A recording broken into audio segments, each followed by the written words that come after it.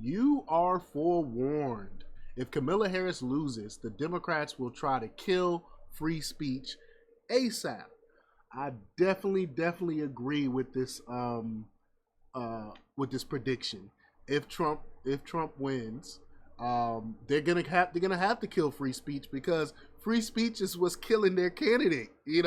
Information, and they can't have people be informed because the more informed you are, the more you know how evil the Democrat Party is. The more you find out that they are no longer anti-war. The Democrat Party is the actual war party. The more you find out how incompetent Kamala Harris really is. And more. I mean, you will be so informed. You have no option but to vote for Republicans. So that's why they had to kill free speech, or there would never ever be another Democrat in office. So we're gonna talk a little bit about that. But before we get started, go ahead and hit that like button, share this out so we can get this information out there. Subscribe if you're not already a subscriber, and hit that alarm bell so you know when I'm putting out new stuff. Also, check out my link tree in the description. It has a link to my Patreon. That's where I talk about things that I can't talk about here. There's also a link to my Instagram and my X account, so follow me there as well. All right, so let's get into this news. Now, this comes from PJ Media from Scott Pensker, and I love his assessment here. And he reports that upon being badly trounced in a national election, members of the losing party have one of two choices. They can be introspective, take a long, hard look at themselves in the mirror, and undergo an honest, no-holds-barred critique of their missteps, poor tactics, and ineffective messaging. If the Democrats lose, we know they will never do that. Or they can lie to themselves. Candid, unflinching self-analysis is torturous. And I know a lot about that from being a therapist. A lot of people can't handle it when they have to do a self-analysis or look within themselves for some of the problems that they're actually going through. People don't like doing that. But it puts you face to face with your own failings. There's nowhere to hide, nowhere else to point the finger.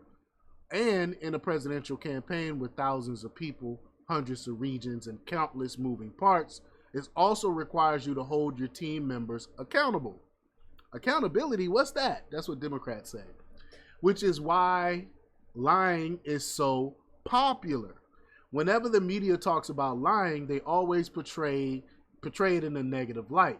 What gives? Because when you really stop and think about it, lying is a great way to make people believe something that's totally untrue. So let's explore this hypothetical. On Tuesday, Trump defeats Harris by a comfortable margin, MAGA prevails, and let's say down ballot Republicans outperform as well. What will the Democrats say on Wednesday? The Dems and their media allies have painted themselves into a corner. With their nonstop bellyaching about Trump being an evil, dishonest election denier and thus hating democracy, they can't be overly critical of their election results. I think some still would, though.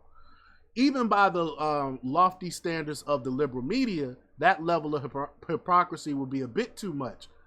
I don't know about that. I kind of disagree with them on that. I think they will still try to say that and pretend like for the past 4 years they never called Trump a election denier. But tactically, election denialism would undercut all their branding. In PR, it's tough to suddenly zig when all you've done is zag. So they'll only play the election denial card as the last resort. I think they're gonna. If Trump happens to win, I think they're definitely gonna play that card. But we already know their other cards. It's not a secret. For example, we know they'll throw Kamala Harris under the bus ASAP. I agree with that, 1,000%. That's an ironclad lock. President Biden will be exiled to the island of misfit toys, too. That's true. They're going to blame him as well. They're definitely going to blame him. Be like, why didn't he drop out sooner so we can have primaries and all these other things? When they still could have had a primary, though. They still could have had a primary. They didn't want it. But that's not nearly enough. After hyping Trump as the ultimate boogeyman, their minions need a more substantive explanation. For what? In addition to blaming Harris and Biden, it's also ironclad lock that they won't dare blame their liberal ideology. Of course not. They would never blame their far left ideals. It's never their ideas that the voters reject. Everyone always loves their ideas. Liberal ideas are a third rail. They're infallible, perfect, and always right. Yeah, they believe so. So what's their play? Blaming Trump will surely be part of it, but that's not nearly enough either. After all, Trump is stupid, senile, mean-spirited, foul, dishonest, dopey, a felon, etc. We know all the tropes. And getting pounded by a stupid, senile felon doesn't exactly reflect well on the Democrats. At best, they might give a little lip service to Americans being impressed when Trump survived an assassin's bullet, positioning it as, quote, toxic masculinity, but that'll be the extent of it. I think they're going to blame black men as well. They're already doing that now. But the media would rather amputate their faces with a smoldering iron than give Trump credit or admit that he beat him fair and square.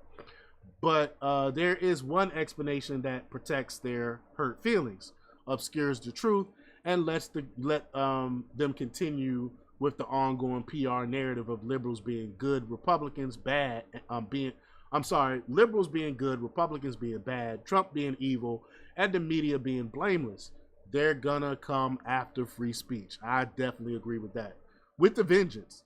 This is the only explanation that protects everyone. Okay, Trump might have won, but only because of disinformation. Dangerous pundits are tricking voters. Therefore, they must be stopped. And then maybe everyone will believe the mainstream media again. Of course, they're going to blame X. They're going to try to take out X. They're going to try to take out Elon Musk. How dare these people be able to give alternate stories and information? How dare people have to go and find information on their own and come up with their own point of views? How dare them? We give them the talking points, the mainstream media. We give them the talking points. We give them the propaganda. It's their job to believe it. That's what they believe. That's what they think. But over the past few days, we've seen the PR wheels begin to move. Ben Shapiro received emails from both the New York Times and the Washington Post about a new story they were working on. The topic, disinformation from conservative podcasts. This is ridiculous. Strange that both outlets were independently working, so-called independently, right? Working on the exact same story, eh? And he wasn't the only one. Tucker Carlson was targeted as well. This is just the beginning. Right now, the media still hopes that Harris and Waltz may somehow, some way prevail. As long as there's still an iota of hope, they'll keep most of their powder dry. But if they lose on Tuesday, especially if they're trounced, oh boy, the gloves are going to come off. They're going to pull off the mask and just straight try to get rid of free speech. Mark my words, it'll be the most heavily coordinated attack on free speech in our nation's history. Deplatforming, banning, legal consequences, outright censorship, everything will be on the table. So while you're busy celebrating Trump's victory, the media and the Democrats will be hard at work. And they're gonna be out for blood. And we can't allow this to happen. We have to win decisively, of course, and we have to make sure they don't get rid of our free speech. But y'all let me know what y'all think about this. Leave your comments down below. Like, share, subscribe, and check out jjthepsychotherapist.com for the latest in news. Until next time, peace.